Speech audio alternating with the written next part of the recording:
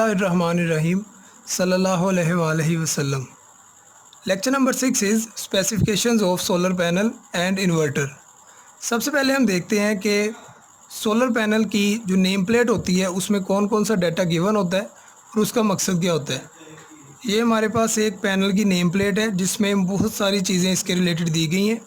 हम one by one सारा data देखते हैं, चेक करते हैं और उसका मकसद समझते हैं कि उसका नेम प्लेट पे देने का क्या फ़ायदा होता है। सबसे पहली जो हमारी चीज़ है वो है मैक्सिमम पावर, जो कि 295 वॉट दी गई है।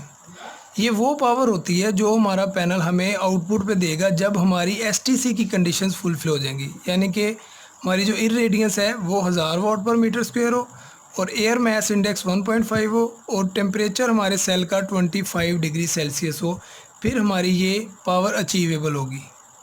उसके बाद है हमारी पावर टॉलरेंस की करैक्टरिस्टिक्स। टॉलरेंस किसी भी डिवाइस की, किसी भी पैनल की वो प्रॉपर्टी होती है जो हमें ये बताती है कि कोई भी पैनल अपनी असल वैल्यू से कितने % कम या ज़्यादा परफॉर्म कर सकता है। अब इस पैनल में 0 से +3% दी गई है, तो इसका मकसद ये है कि जब भी हमारी एसटीसी कंडीशंस फुलफ़िल होंगी तो ये या तो 295 वोट देगा या 3% ज़्यादा पावर प्रोड्यूस करेगा 295 से। इसके बाद है हमारा maximum power voltage. Maximum power voltage हमारी वो वैल्यू होती है वोल्टेज की जो हमें तब मिलती है जब हमारी एसटीसी कंडीशंस फुलफ़िल हो, स्टैंडर्ड टेस्ट कंडीशंस यानी कि 1000 वाट पर मीटर स्क्वायर इरेडियंस हो, एयर मास इंडेक्स 1.5 हो और 25 डिग्री सेल टेम्परेचर हो। तब अगर हमारा पैनल मैक्सिमम पावर दे रहा है तो उस मैक्सिमम पावर पे जो हमारे पैनल के आउटपुट वोल्टेज होंगे वो कहलाएंगे मैक्सिमम पावर वोल्टेज। इस पैनल के केस में वो 32.4 है। इसी तरह हमारा कनेक्टेड लोड पे एसटीसी पे मैक्सिमम पावर पे जो करंट होगा वो 9.10 होगा। अब अगर एसटीसी पे हम पैनल के साथ लोड कनेक्ट ना करें, यानी कि पैनल के पॉजिटिव और नेगेटिव टर्मिनल दोनों ओपन छोड़ दें, तो हमारे जो वोल्टेज प्रोड्यूस होंगे वो VOC कहलाएंगे और वो हमारे इस पैनल के केस में 39.7 वोल्ट्स होंगे। और अगर हम लोग लोड भी कनेक्ट ना करें लेकिन पैनल के पॉजिटिव और नेगेटिव टर्मिनल्स को आपस में शॉर्ट कर दें तो हमारा जो शॉर्ट सर्किट करंट फ्लो करेगा वो होगा 9.61 ampere. Next term is nominal operating cell temperature. अब आपको पता है कि जो एसटीसी का टेम्परेचर होता है सेल का वो 25 डिग्री सेल्सियस होता है, तो ये हर टाइम तो अचीवेबल नहीं होगा, इसलिए जो सेल का नॉमिनल ऑपरेटिंग टेम्परेचर है वो इन्होंने 45 डिग्री दिया हुआ है ±2 डिग्री सेल्सियस, यानी कि ये उसकी टॉलरेंस भी 2 डिग्री सेल्सियस की दी हुई है। इसके बाद जो सबसे अहम चीज़ देखने वाली होती है वो ये है कि हमारी एप्लीकेशन क्लास कौन सी है, वो A क्लास है। और इसके बाद वेट और डायमेंशन के बाद हमारी एसटीसी कंडीशंस भी दी गई हैं, यानी कि ये हम पहले चीज़ें डिस्कस कर चुके हैं कि हमारी जो स्टैंडर्ड टेस्ट कंडीशंस हैं वो क्या होती हैं। ये हमारी जितनी भी वैल्यूज़ दी गई हैं, ख़ास तौर पे ये पावर, ये इन वैल्यूज़ के फुलफ़िल होने के बाद हमें आउटपुट पे मिलेंगी। अब हम देखते हैं कि हमें पैनल कौन सा परचेज़ करना चाहिए, स्पेसिफिकेशंस ऑफ सोलर पैनल कौन सी होती हैं। यानी कि अगर हम लोग कोई पैनल परचेज़ करके अपना सिस्टम लगाना चाहते हैं तो हमें बेहतरीन पैनल जो मार्केट में मिलेगा उसमें ये सारी चीज़ें मौजूद होनी चाहिए जो हम अभी डिस्कस करेंगे। कोई भी आपका जो पैनल है वो इंडिविजुअल सोलर सेल से मिलके बना होता है। किसी पैनल में 36 सेल होते हैं, किसी में 60 होते हैं, किसी में 72 होते हैं। तो हर उस सेल की efficiency, individual efficiency greater than 17% होनी चाहिए। आजकल हमारे जो हाफ कट मोनोपर्क टेक्नोलॉजी के पैनल आ रहे हैं उनकी जो एफिशिएंसी है वो ग्रेटर देन 20% है, यानी कि ये हमारी अचीवेबल है और अभी मार्केट में अवेलेबल भी है ग्रेटर देन 17%। हमारी जो पावर एट NOCT है, यानी कि नॉर्मल ऑपरेटिंग सेल टेम्परेचर पे जो पावर होगी हमारी वो ग्रेटर होनी चाहिए 79% ऑफ पावर एट STC। हमें पता है कि जो पावर हमें STC पे दी गई होती है वो हर टाइम अचीवेबल नहीं होती, वो ज़्यादातर सिर्फ लैब कंडीशन में अचीवेबल होती हैं। हमारी जो रियल पावर होगी वो हमेशा पावर STC से कम ही होगी, लेकिन वो कितनी कम होनी चाहिए ये भी हमें पता होना चाहिए। अब अगर मिसाल के तौर पे 100 वाट का पैनल है STC पे, तो इसका मतलब ये तो नहीं कि वो किसी दूसरी कंडीशन में हमें सिर्फ 15 वाट या 20 वाट दे। हमें एक क्राइटेरिया सेट करना पड़ेगा जिससे हमें पता चल सके कि जो अच्छा पैनल है वो NOCT पे कितनी पावर देगा। तो जो सबसे अच्छा पैनल होता है वो आपकी NOCT पे जो पावर देगा वो greater than 79% of power at STC होनी चाहिए। यानी कि अगर हमारा 295 वाट का पैनल है उसको NOCT पे मिनिमम 236 वाट देने चाहिए हर टाइम। इसके बाद हमारी जो वैल्यू है वो है फिल फैक्टर। फिल फैक्टर किसी भी पैनल का 0.78 से ग्रेटर होना चाहिए। फिल फैक्टर जो होता है हमारा वो रेशो होती है product of maximum power voltage and current and open circuit voltage and short circuit current की प्रोडक्ट की। अब अगर इस पैनल के केस में हम लोग देखें तो हमारा जो फिल फैक्टर निकलेगा वो VMP इस केस में 32.4 है, IMP इस केस में 9.10 है। इसकी हम रेशो लेते हैं, VOC हमारा 39.7 है और हमारा जो शॉर्ट सर्किट करंट है वो 9.63 है या 61 इसकी वैल्यू ले सकते हैं हम, जो भी इसमें वैल्यू दी गई है। अब अगर हम इसकी रेशो लें तो ये हमारे पास 0.77 निकलती है जो कि 0.78 से लेस है। तो इस पैनल से ज़्यादा अच्छे पैनल मार्केट में अवेलेबल है।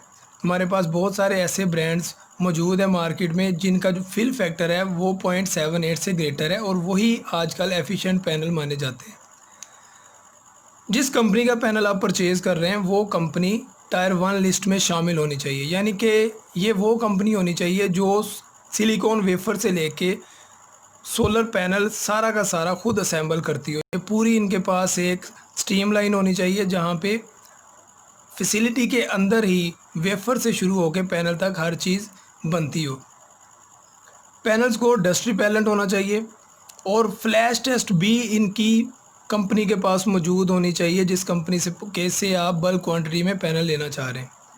जब भी आपके पैनल डिस्पैच होते हैं किसी भी फैसिलिटी से तो उस सारे के सारे पैनल्स की जो स्पेसिफिकेशंस होती हैं उनका एक टेस्ट कंडक्ट किया जाता है जिसे हम लोग फ्लैश टेस्ट कहते हैं। हर पैनल का टेस्ट करके उसके सीरियल नंबर के साथ उसकी स्पेक्स लिख दी जाती हैं। वो जो स्पेसिफिकेशंस होती हैं वो सप्लायर के पास फ्लैश टेस्ट रिपोर्ट पे दी गई होती है। अगर आपने चेक करना है कि ये पैनल वाकई उसी कंपनी के हैं जो सप्लायर क्लेम कर रहा है तो उससे हमें फ्लैश टेस्ट रिपोर्ट मांगनी चाहिए। उस पर हर पैनल के सीरियल नंबर के साथ उसकी रिपोर्ट गिवन होगी। इसके बाद temperature coefficient should be less than और इक्वल टू 0.4% पर डिग्री सेल्सियस। टेम्परेचर कोएफिशिएंट को हम पिछले लेक्चर में काफ़ी डिटेल में डिस्कस कर चुके हैं तो ये मेरा ख्याल है इसकी ज़रूरत नहीं है यहाँ दोबारा डिस्कस करने की। Panel degradation rate should be less than 0.8% per year. कोई भी आपकी मशीन है, कोई भी डिवाइस है, जब तक वो यूज़ करते रहते हैं वो कहीं ना कहीं डी रेट होती रहती है। कभी भी वो अपनी सेम एफिशिएंसी पे वर्क नहीं करती जो स्टार्ट पे उसकी एफिशिएंसी होती है। इसी तरह पैनल भी हमारे हर साल डी रेट हो रहे होते हैं। तो हमें पैनल वो ख़रीदना चाहिए जिसकी डिग्रेडेशन जो है, जो डी रेट होने की कैपेसिटी है वो लेस देन 0.8% पर ईयर हो। वो पैनल हमारे हाई एफिशिएंट और अच्छे माने जाएंगे। इसके बाद हम देखते हैं कि हमारा जो सोलर इन्वर्टर होता है उसकी नेम प्लेट पे क्या डाटा गिवन होता है और उसका मकसद क्या होता है। अब यहाँ पे अगर हम लोग कंपैरिजन करें दोनों का नेम प्लेट्स का तो यहाँ पे 3000 वाट 3000 VA दिया गया है और यहाँ पे 3000 VA और 2400 वाट दिया गया है। इस प्लेट में फ़र्क ये है कि यहाँ पे इन्होंने रियल वाट रियल पावर भी लिखी हुई है। यहाँ पे इन्होंने मैनिपुलेट किया है 3000 VA को 3000 वाट लिख दिया, यानी कि इन्होंने कह लें कि पावर फैक्टर को 1 कंसिडर कर लिया जो कि पॉसिबल नहीं होता। हमारा अगर 0.8 पावर फैक्टर कंसिडर किया जाए तो हमारी जो 3000 VA से रियल पावर निकलेगी वो 2400 वाट निकलेगी, जो रियल में ऐसा ही होता है। DC इनपुट जो होगी हमारे इन्वर्टर की वो 24 वोल्ट DC होगी, यानी कि हम इसके साथ 12 वोल्ट की 2 बैटरीज कनेक्ट कर सकते हैं। हमें जो AC आउटपुट मिलेगी इससे वो 230 वोल्ट AC होगी, 50 हर्ट्ज उसकी फ्रीक्वेंसी होगी, 13 एम्पीयर करंट होगा और वो सिंगल फेज़ होगी। ये एक हाइब्रिड इन्वर्टर की नेम प्लेट है। इसके बाद हम AC चार्जर मोड देखते हैं। AC चार्जर मोड यानी कि अगर बैटरीज चार्ज हमने करनी है और सोलर हमारे पास मौजूद नहीं है, रात का टाइम है, तो अगर वापडा से चार्जिंग हो रही है तो उसकी जो रेटिंग होगी वो ये होगी। AC input 230, DC output 27 volt DC, यानी कि 24 वोल्ट बैटरी बैंक को वो 27 वोल्ट मैक्सिमम वोल्टेज से चार्ज करेगा। एसी आउटपुट इस केस में हमें 230 वोल्ट एसी सिंगल फेज़ ही मिल रही होगी। अब हम आते हैं सोलर चार्जर मोड पे। सोलर चार्जर मोड में दो चीज़ें सबसे अहम होती हैं। एक तो इसकी सबसे मिनिमम वैल्यू कि हमें जो सोलर पैनल के वोल्टेजेस कनेक्ट करने हैं वो मिनिमम कितने होने चाहिए और हमारे पास मैक्सिमम कितने होने चाहिए। इसे हम लोग कहते हैं एमपीपीटी वोल्टेज रेंज। अब इस केस में जो मिनिमम एमपीपीटी वोल्टेज हैं वो 120 हैं और मैक्सिमम 440 हैं। हमें जो पैनल कनेक्शन करने होते हैं सीरीज़ में या पैरेलल में वो इस तरह से करने होते हैं कि हमारे वोल्टेज 450 से ऊपर ना आ जाए, क्योंकि हमारी जो लिमिट है मैक्सिमम सोलर वोल्टेज की वो 500 वोल्ट डीसी है इस केस में। तो हमें कोशिश करनी चाहिए कि हम 450 वोल्ट तक ही रहें, क्योंकि सर्दियों में जब टेम्परेचर कम होता है तो हमारे ओपन सर्किट वोल्टेज ज़्यादा हो जाते हैं, वो 450 से ऊपर जा सकते हैं और आपका इन्वर्टर डैमेज भी हो सकता है। अगर मिनिमम का मकसद ये है कि अगर आप लोग वोल्टेज 120 से कम दे रहे होंगे इन्वर्टर को, यानी कि अगर रात का टाइम है या शाम हो गई है या बादल आ गए हैं, तो आप जब भी इन्वर्टर को 120 से लेस फीड कर रहे होंगे सोलर पैनल से, तो आपका इन्वर्टर सोलर पे ऑपरेट करना बंद हो जाएगा। वो सिर्फ़ और सिर्फ वापडा या बैटरीज पे ऑपरेट कर रहा होगा। अब हम देखते हैं कि हमारे सोलर पैनल की सोलर इन्वर्टर की स्पेसिफिकेशंस क्या होनी चाहिए, हमें कौन सा सोलर इन्वर्टर प्रेफर करना चाहिए। सबसे पहली चीज़ जो किसी भी इन्वर्टर में होनी चाहिए वो ये होनी चाहिए कि इसमें जो चार्जर होना चाहिए, चार्ज कंट्रोलर होना चाहिए, वो हमारा एमपीपीटी होना चाहिए, यानी कि maximum power point tracker charge controller इसमें मौजूद होना चाहिए। उसके बाद इसकी जो टीएचडी होनी चाहिए वो लेस देन 4% होनी चाहिए। जब भी हम सर्किट में इन्वर्टर यूज़ करते हैं जब या कोई भी इलेक्ट्रॉनिक्स बेस्ड अपनी डिवाइस यूज़ करते हैं तो ये पावर क्वालिटी को डिस्टर्ब करती है। हमारी जो रियल साइनोसाइडल वेव होती है उसको डिस्टर्ब करके, डिस्टॉर्ट करके ये चेंज कर देती है और पावर क्वालिटी को ख़राब कर देती है।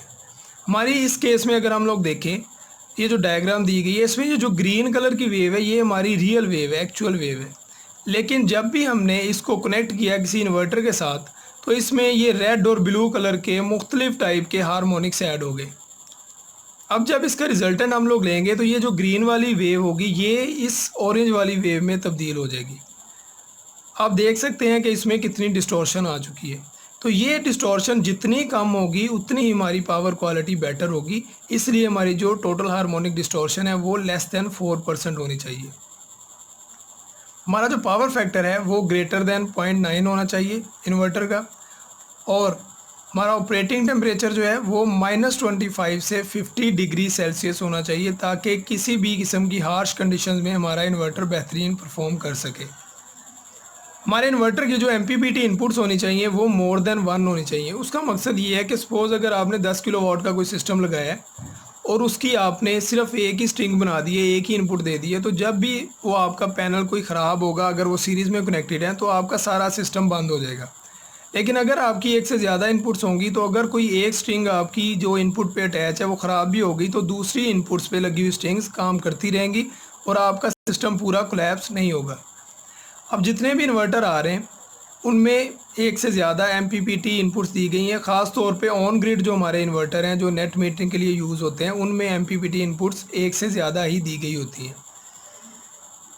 कम्युनिकेशन जो है वो हमारी इन्वर्टर की मुख्तलिफ़ तरीक़ों से हो सकती है। वाईफाई के थ्रू भी होती है, ऐप के थ्रू भी होती है। बहुत सी कंपनीज़ ने अमेज़ॉन क्लाउड परचेज़ किए हुए हैं, वो अपने ऑफिस में बैठ के किसी भी स्टेशन पे लगे हुए इन्वर्टर्स को ट्रबल शूट भी कर सकते हैं और उनका डाटा भी देख सकते हैं।